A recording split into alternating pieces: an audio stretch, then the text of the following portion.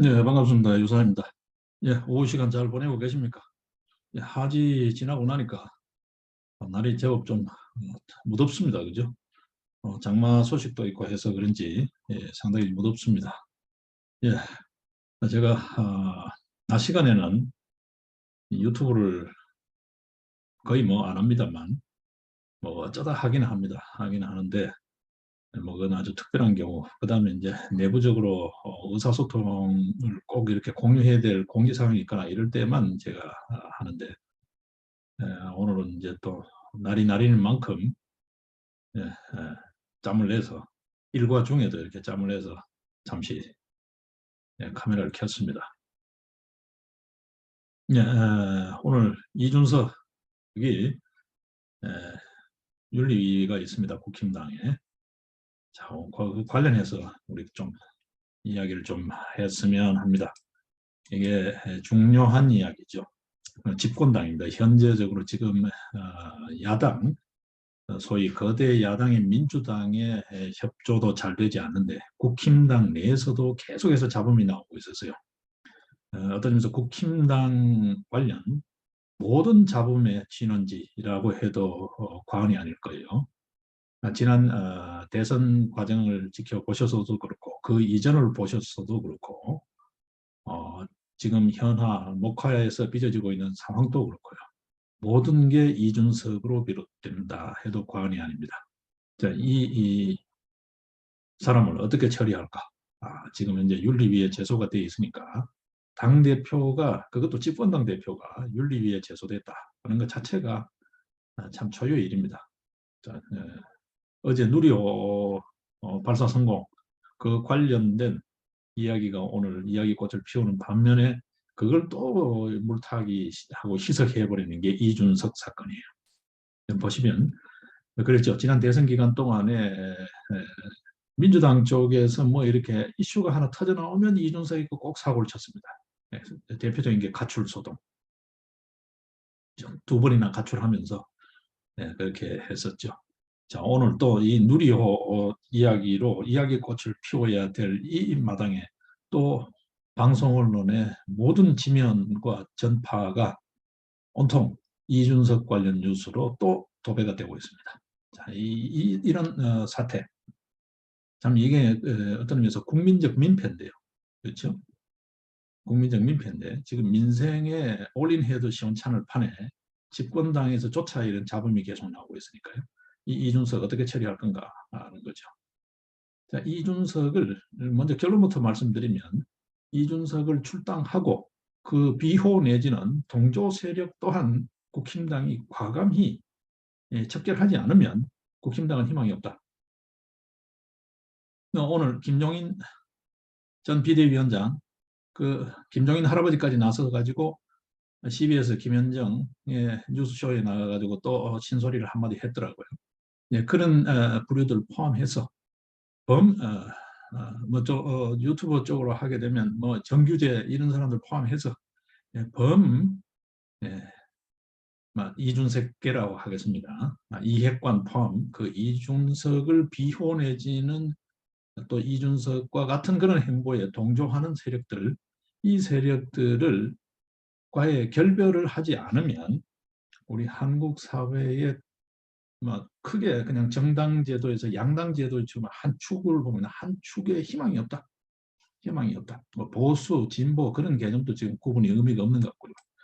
자, 일단 결론적으로 제 말씀은 그렇습니다. 이준석을 출당조치 하라. 그리고 그 비호 세력들도 당내에 여러 절차, 당규에 따르는 절차가 있을 거고 기타 뭐 공천 등등 그런 절차를 통해서 점진적으로 다 출해야 한다. 그러지 않으면 국힘당과 이 나라의 희망이 없다. 이 나라의 희망이 없다. 소위 보수라고 하는 범보수 진영의 희망이 없다. 또 그 언저리에 계속해서 잡음을 일으키고 있는 이런 세력들도 또한 자중하고 정리되어야 되지 않을까 싶습니다. 자, 일단 전체적인 여러분들이 사건 개요를 잘 모르실 테니까 흐름을 한번 또 잘 아시는 분도 계시지만 잘 모르시는 분들 계셔서 흐름을 한번 보겠습니다. 어떻게 해서 이런 사태가 생겼는지. 자, 이 문제 발달은 가로세로 연구소입니다. 그죠? 유튜브도 있죠. 가로세로 연구소. 김세희 대표가 대표로 있는. 예.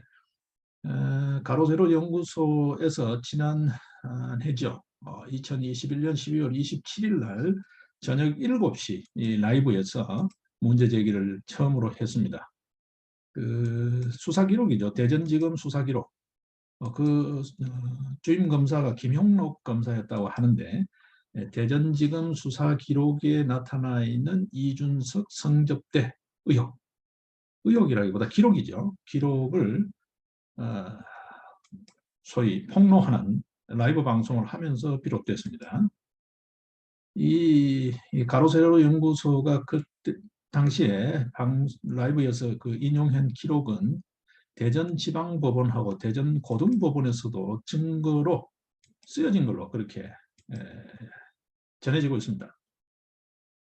지금 이 사건 당사자는 지금 현재 수감 생활 중인데 김성진이라고 지금 현재 구속 상태인가 봐요.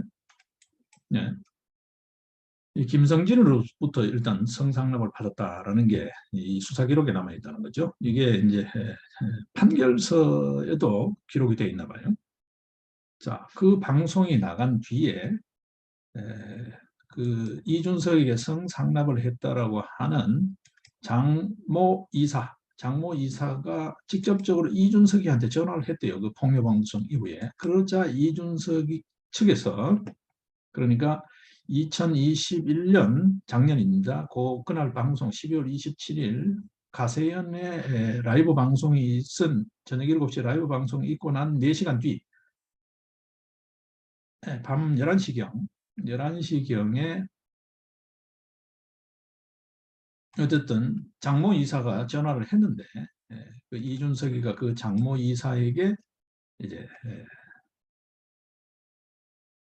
사건을 무마하기 위해서 언급하는 그 통화 내용, 통화 기록이 또 공개되면서 이게 이제 걷잡을 수 없이 지금 치달아간 사건입니다.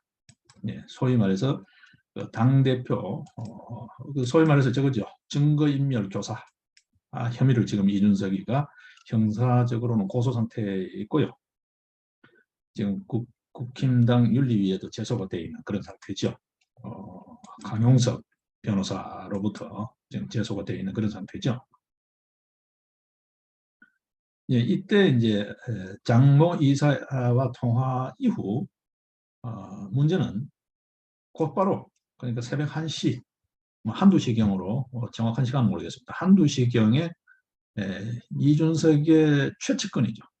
당대표 정무실장. 글쎄 당대표가 정무실장이 왜 필요하나요? 참 재미있어요. 그죠? 수행 비서 보좌관 정도면 충분하지 무슨 대표 비서실장도 있잖아요. 어쨌든 정무실장이라고 돼 있는 공식 직함이 김철근이라는 사람이요. 이 사람이 대전으로 갔다는 거예요. 유성으로. 대전 유성으로 갔대요. 이 장모 이사를 만나기 위해서 통화 이후에. 그 통화에서 나온 이야기는 뭐 일단 사람을 하나 내려보내겠다. 뭐 자세한 이야기를 좀 해달라. 뭐 이런 이야기였다는데 일단 사람 내려보낸다 그러고 그날 새벽에 예, 이준석이 정무실장으로 있는 김철근이라는 사람이 내려갔다는 거예요. 그래서 장모 이사를 만나가지고 투자각서를 썼다는 거예요. 이게 이제 소위 증거인멸 행위라고 보는 거죠. 물론 아직 다투고 있는 중이라서 뭐 확정적인 건 아닙니다. 그렇게 이제 일단 윤리위 그다음에 경찰에 지금 고발되어 있는 상태죠. 예. 그다음에 또 이준석의 변호인을 맡고 있는 김연기라는 변호사가 이 장모 이사 쪽에다가 거짓 사실 확인서를 제출토록 그렇게 종용 또는 요구한 그런 또 정황이 있다라고 해요. 김연기 변호사. 그 다음에 또 하나가 있습니다. 이 박유하라고 되어 있는 그래서 이 사람의 정확한 직책은 수행팀장으로 되어 있는 것 같은데 이준석의 수행팀장요. 수행팀장인 박유하 박유화도 이 김철근이 정무실장이라는 김철근이 대전에 내려갈 때 같이 동행했다라는 이야기도 있습니다. 예, 이게 어떻게 보면은 간단해 보이지 않죠? 여러분 보시면 당에 있는 당직자를 자기 개인 비위를 무마하는 데 사람을 내려보냈다는 거예요. 그리고 실질적으로 7억 원의 투자각서를 썼다는 거예요. 근데 지금 현재 이거는 이제 김철근은 이준석의 지시가 없었다. 그냥 자기가 순수하게 투자할 만해서 투자했다고 하는데 앞뒤가 안 맞죠. 전화 받고 사람 내려보내겠다. 그러고 그 전화 끊고 2시간 정도 뒤에 사람이 대전에 내려가 있으니까 그것도 네, 수행팀장이라는 박유아라는 친구까지 대동했어요. 그 다음에 그 사후적으로 그것도 다 녹취록이 있더라고요. 사후적으로 이준석의 변호사로 선임된 김연기라는 변호사가 거짓 사실 확인서를 거짓으로 그렇게 제출토록 이 장모 이사에게 요구했다는 거죠. 어, 지금 그런 게 이제 사건의 개요입니다. 개요고, 자 이거는 지금 현재 문제되고 있는 거고요. 제가 봤을 때는 뭐 이거는 일단은 형법상으로 뭐 윤리 쪽에서는 오늘 보니까 그런 이야기를 하는 것 같아요. 김종인 할아버지 같은 경우에 무슨 이야기를 하냐 하면 여러분 보셔서 아시다시피 상당히 좀 그래요. 이런 인식을 갖고 지금 말을 하고 있습니다. 아직 증거가 없지 않냐. 뚜렷한 증거가 없지 않냐. 그 증거도 없이 막연하게 품위 유지 의무 위반이니 어쩌니 이러면서 당 대표를 징계하는 게 말이 되냐. 이게 이제 김종인 씨의 요지거든요. 요지거든요. 예? 경찰 조사가 끝나지도 않았는데 윤리가 뭔 판단을 할 수 있겠냐? 뭐 이게 요지라고요. 그러면서 젊은 친구가 당대표가 돼서 그래도 뭐 국민의힘에 희망이 있나라고 사람들이 보고 있는데 지금 이렇게 징계를 해버리면 아마 국민들의 시선에서 멀어질 거다. 다음 총선에서 재미없을 거다. 뭐 이런 식의 또 이제 겁박을 하는. 근데 여러분 한번 보십시오. 지금 이준석이 국민들이 진절머리를 내지 않나요? 저만 그러나요? 이준석이 이야기를 딱 듣기가 싫잖아요. 무슨 희망요? 김종인 씨? 정말 이런 분들이 자꾸 말을 섞는 게 참 좋지 않아요. 예. 자, 일단 뭐 그런 이야기까지 나오고 있습니다. 지금 여기에 여러 가지 해석들이 있습니다만 일단 보겠습니다. 그보다가 더 심각한 이야기는요. 이거는 이제 어쨌든 정당 내의 이야기라고 치고 또 다른 의미에서 보게 되면 우리 한국 정치판에 우리 국민들이 어쨌든 이제 선거철이 되면은 이 사람들을 선택을 해야 되는데 지금 선택 중요한 한 축이 이 모양이니까 우리가 좀 한번 봐야죠. 공무담임을 두고 공무담임 적격성 문제죠. 이게 우리 국민들 입장에서 보면 이 사람들이 정말 공무를 담임할 만한 자격이 되냐는 거고. 자, 그 다음에 제가 문제 삼은 것이 뭐 법적으로는 그렇습니다. 형사법상의 범죄 구성 요건을 충족시키냐 안 시키냐, 범죄가 되냐 안 되냐. 그거는 이제 경찰 수사나 재판 과정을 통해서 드러나겠죠. 윤리위에서는 그거 아니어도 이미 객관적 정황이 너무 하잖아요. 개인적인 일로 그럼 물어보라 그래요. 정무실장이랑 수행팀장이 왜 그 꼭두 새벽에 부산에 무슨 일로 대전에 무슨 일로 내려갔는지, 유성에 무슨 일로 내려갔는지, 그 꼭두 새벽에 투자각서를 쓰더라도 그 꼭두 새벽에 꼭 그것도 개인 병원에 가서 그걸 써야 될 사정이 있었는지 말이 안 되잖아요. 예? 이게 사조직도 아니고 말이죠. 예? 일단 공식성의 문제가 많죠.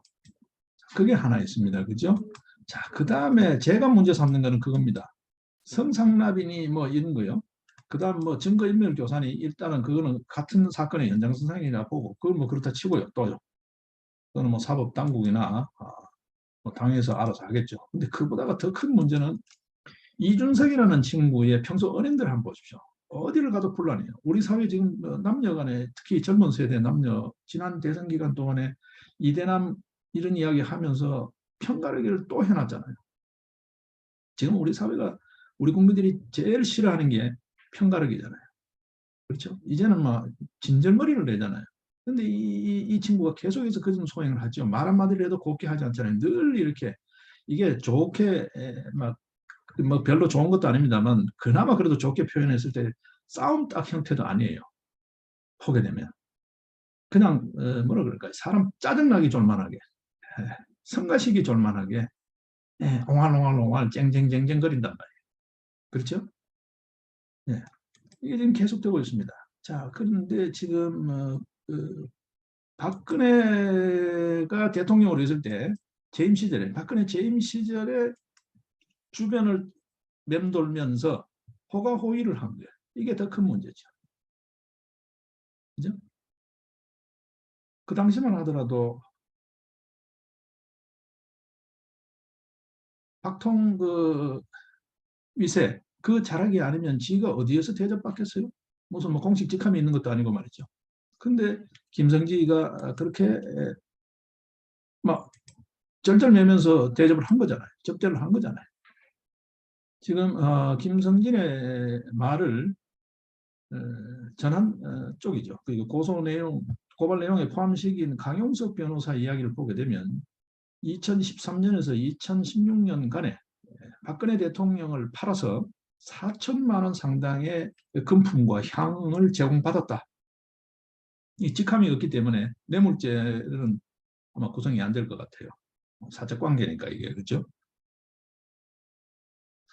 그런 거죠. 그리고 지금 구치소에 있는 그 접대 당사자 김성진이도 아니 이게 당 윤리위가 법무부에 요청하면 기결수 지금 깜빵에 있어도 윤리위에 나가서 증언할 수 있다.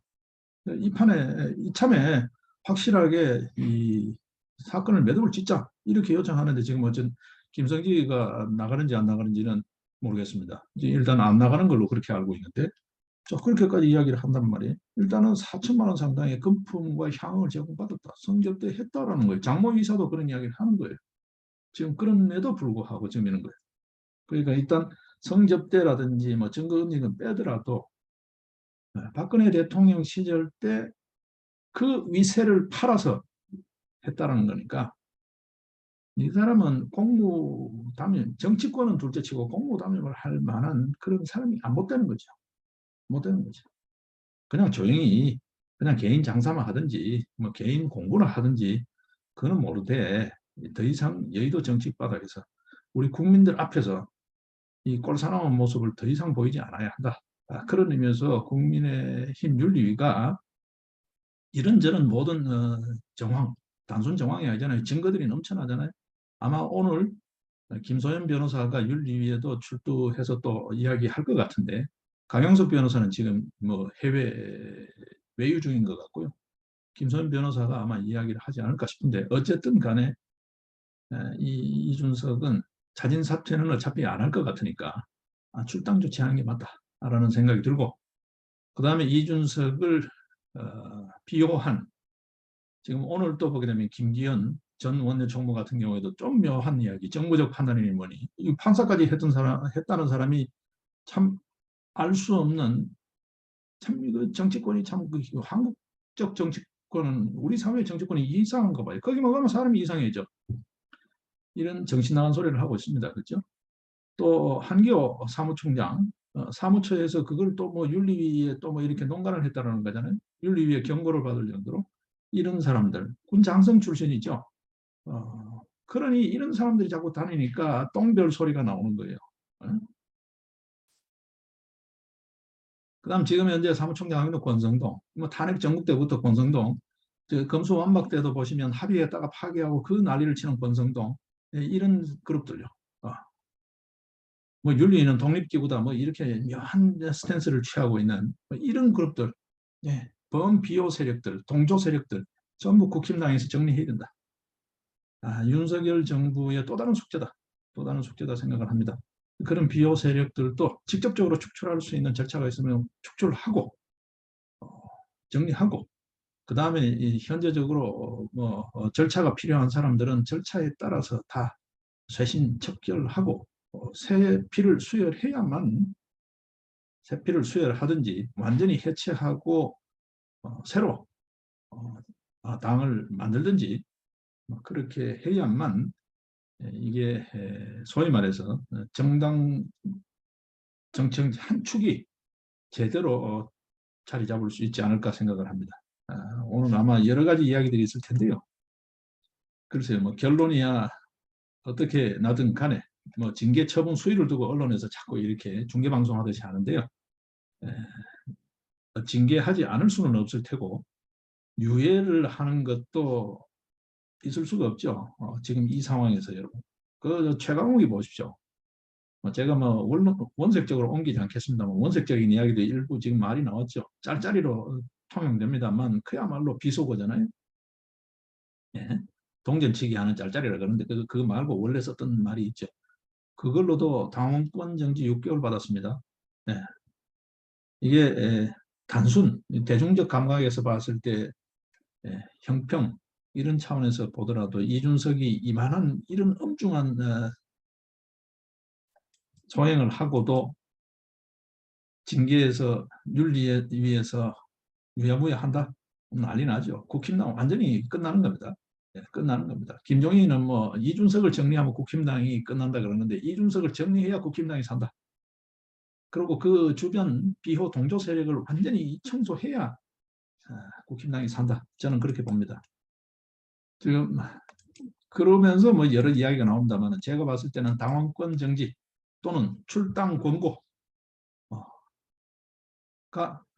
가장 좋다라는 생각을 합니다. 제명 뭐 이러면 또 최고위 가서 셀프 면죄부를 또 줘버리고 또 아마 이렇게 난장 칠 거예요. 분명히 그러고도 남을 친구니까. 예, 출당 권고로. 여러분 그 작년 문재인 정부 때 있었죠. 윤희숙 의원 같은 경우에는 잘 나가는 초선 의원인데 농지거래법 위반 그거 시비가 일자 그 본인도 아닙니다. 그죠? 자기 집안이 그 시비가 일자 그냥 의원직 사퇴를 했어요. 책임지는 모습을 보인다면서 조금 오바였는데 어쨌든 그것도 정치적인 액션이지만 그랬어요. 그리고 그 이전에 그 LH 투기 사건 뭐 등등등 이런 게 빚어졌을 때 출당 권고 조치를 했잖아요. 그럼 이준석한테 가장 바람직한 거는 뭐 징계 등등 이런 편결이 필요 없고요. 제가 봤을 때 출당 권고, 당원권 정지 이런 것도 의미가 없고요. 그냥 출당 권고 조치가 가장 좋다. 네, 깔끔하다. 그건 뭐 최고위에서 뭐 어떻게 번복할 수가 없잖아요. 네, 제명 이런 건 분명히 최고위 의결을 거쳐야 되기 때문에 또 그럴 거라고. 네, 이준석은 이제 조용히 새로운 삶을, 새로운 인생을 설계하는 게 좋겠다. 이제 국민들이 필요해한다. 피곤해한다. 이제는 어떤 의미에서 이준석이를 보기 싫어한다. 보고 싶어 하지 않는다. 그걸 좀 정확하게 알았으면 좋겠다라는 거죠. 김종인 씨도 정신 차리고 이런 사람들이 좀 많아요. 아직까지도 뭐 정규제 전 주필 같은 경우에는 뭐라 그럽니까? 뭐 명민함이 어떤 이런 용비어천가를 쏟아내고 있습니다. 참 기가 막힙니다, 여러분. 네, 기가 막힙니다. 자, 어쨌든 우리 사회에 그 누리호가 이렇게 올라갈 때 떨어지는 그 산호 탱크 주변에 얼음 조각처럼 이 부스러기들 모두 다 쭉 털어내고 힘차게 우리 사회가 새로운 건강함을 향해서 그렇게 나아갈 수 있기를 그렇게 기원해 봅니다. 이준석은 늦었지만 지금이라도 국민들 앞에 용서를 구하고 당원과 국민들 앞에 용서를 구하고 정계 은퇴를 하고 깨끗하게 사라지는 게 맞다. 깨끗하게 사라지는 게 맞고 그렇지 않으면 끝까지 본인이 극구 버티겠다면 당 윤리위 차원에서 출당 조치를 하는 것이 맞다 생각을 합니다. 예, 제 말씀 정리를 하겠습니다. 또 다음 시간 뵙겠습니다. 고맙습니다.